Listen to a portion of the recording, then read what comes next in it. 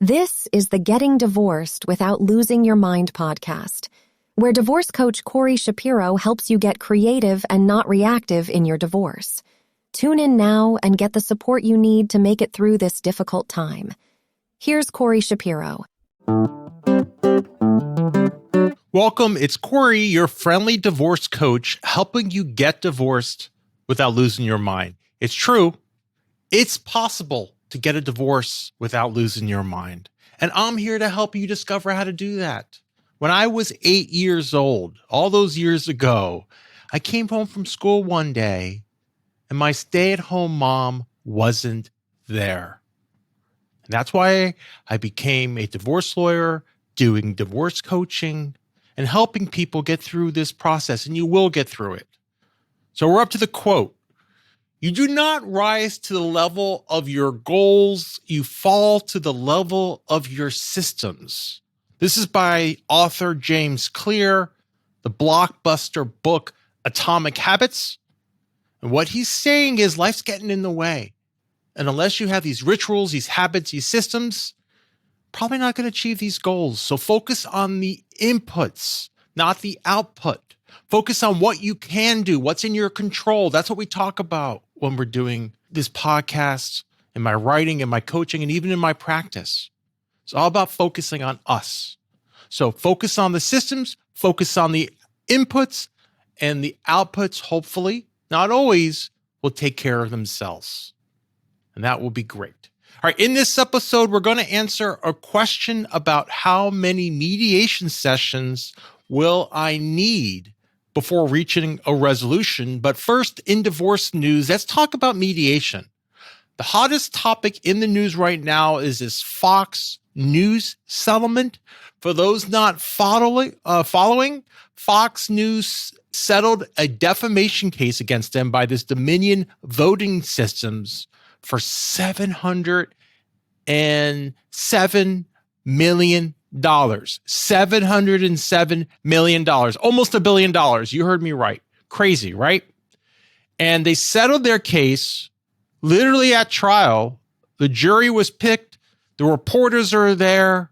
But the weekend before the trial started, they settled. Now, how do they do that? How do they settle? Well, they settled through a mediator. And let's assume, to bring this into our world, we're not dealing with two corporations. We're dealing with two people who are having a divorce. And you got two types of people. You got the first type that are going to do what these corporations did.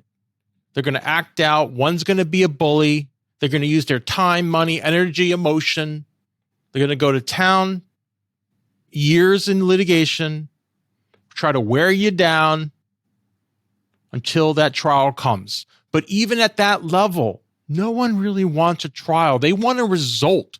There's risk in trial. You don't know what's going to happen. The judge is going to decide things, or in this case, jury. Most divorces are by judges. So what they did is they went to mediation, but they went to mediation at the end. After spending all that time, money, energy, and emotion, another group of people can start at the beginning. They can be involved. They can see what's going to happen. They can see, I don't want to waste my kids' college education on litigation. I don't want to waste all this money and time and energy battling out in court over years. Why can't we try mediation? Why can't we try maybe a collaborative process if we want a little bit more support with collaborative attorneys? Now, I would say for 90% of the time, this is good. Try mediation, try collaborative attorneys. I don't care how bitter, how upset, how heartbroken, how angry you are. I think one of those mediation collaborative attorneys can be helpful as a first option, like diplomacy before war. For 10% of the people, might not be good. Who is it not good for? Well, if you're non-functioning, you're not going to participate in the divorce. You're not going to participate in the mediation. They may be functioning later, years later, like in the Fox News case, but in the beginning, they might not be participating or not functioning, or low functioning. You got serious addiction issues, mental health issues, serious mental health issues, or maybe there's domestic abuse. We're not talking about being, idiots, quote unquote, or narcissists. Those people, good mediators can deal with them. All right, it's time for question of the week. The question is, well, first, if you want to ask a question, you could go to question.gettingdivorced.org, and I may answer your question on an upcoming episode of the Getting Divorced Without Losing Your Mind podcast. This week's question is from Jennifer. Jennifer asks, once a mediator is involved with my divorce, how many mediation sessions can I expect before a resolution? Well, that's a tough question, Jennifer, and I'm going to give you the standard lawyer reply I learned in law school. It depends, but more seriously, the overall principle is you're trying to figure out, are the parties acting in good faith or are they manipulating the process? 3 things I would like you to think about to make sure you're not being manipulated. 1 is what I'm going to call a cutoff agreement. 2, we're going to deal with interim issues, those temporary issues that come up before a divorce. And 3, we're going to deal with bias. To start off with cutoff, if you start a divorce action, you end the economic partnership. But in mediation, there's no starting of a divorce action. So some people are in mediation for months, and maybe they don't want to be in an economic partnership anymore. Maybe they want to just separate. But unless you entered into a cutoff agreement or whatever that's called in your jurisdiction, you might not have ended that economic partnership. So early on in the mediation, to see if someone's really acting good faith, see if they enter into a cutoff agreement.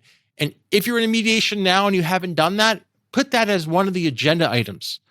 And if you can't even get that done, then probably it's not going to be helpful continuing a mediation without that. You might have to commence a divorce action to preserve your rights. All right, interim issues. We're talking about support issues. Who's going to pay, the school? Who's going to pay the mortgage? Who's going to pay the car? We're talking about custody. Where does the child go? Who makes decisions? All these are called interim issues. And can we deal with those in mediation? If we can't, we have to go to court. And then the last thing, bias. Is the mediator biased? Well, probably the mediator is biased. We're human, but can they be as neutral as possible? And if you're feeling that the mediator's, biased against you, before quitting, I would just suggest airing that and confronting the mediator and just telling them your views, because maybe they really aren't. Maybe they're trying to just be neutral. Maybe your position is not realistic. Maybe you're just reading it wrong. I don't know. But if you feel the mediator is really biased, you could either bring in attorneys, you could change the mediator, or you could go to collaborative divorce if you need some more support. That's where the attorneys agree no court. It's a no court divorce, and they basically work on a team approach to help you guys get divorced. All right, today's positive perspective is to remember that mediation can be a great help in divorce. Hopefully, you can be evolved enough in the beginning to go to mediation or collaborative divorce attorney, having no court divorce. You're going to save a lot of time, energy, emotion, and money if you're one of those 90%. But if you're feeling really overwhelmed by external factors, maybe your spouse is a bully like Fox News, well, even in that situation, there's hope that your divorce can settle without a trial. It just may come after spending all of that budget, all of that time, all of that money, emotion on that divorce trial. And then at the day of trial, it may be a wonderful mediator, maybe a wise judge, can hopefully settle it. All right, time to wrap up here from New York City. I'm so glad you're taking a creative and proactive approach to your divorce. Keep up the good work, and remember to stay focused on yourself and things you can control. You can do this. You're not alone. You got me helping you get divorced without losing your mind. Thank you for tuning in to the Getting Divorced Without Losing Your Mind podcast with divorce coach Corey Shapiro. Divorce can be a difficult and overwhelming process, but it doesn't have to be. Corey's book is here to help you gain clarity, composure, and a strategic mindset. Get it now as an ebook on Amazon or an audiobook on Audible, and unlock the power of these resources to make more informed decisions and gain a better understanding of the process. This podcast offers general information only. It cannot replace legal advice. If you need tailored advice, contact an attorney licensed to practice in your area.